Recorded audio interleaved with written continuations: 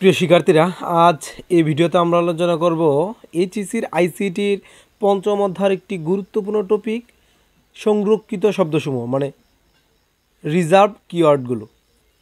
সাধারণত আমরা জানি কিওয়ার্ড হচ্ছে 32টি বৈধ কিওয়ার্ড।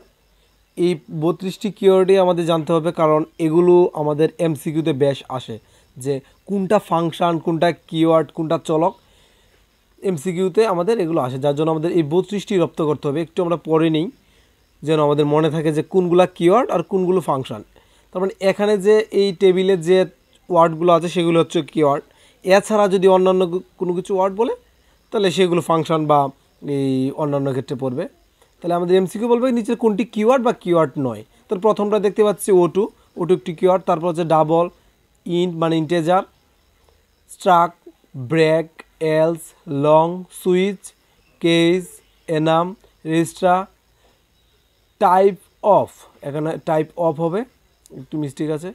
তারপর হচ্ছে ক্যারেক্টার, ক্যারেক্টার পরে হচ্ছে extern, return, union, continue, for, signed, void, do, if, static, while, default, go to, size of, volatile, const, float, short এবং সর্বশেষটি হচ্ছে আনসাইন্ড। এইগুলো হচ্ছে আমাদের সংরক্ষিত 32টি কিওয়ার্ড। আমাদের এটাও বলতে পারে যে বৈধ কিওয়ার্ড কতগুলো, 32টি। তাহলে এগুলো ছাড়া যদি হয় তাহলে অবশ্যই এগুলো ফাংশনের আদলে পড়বে।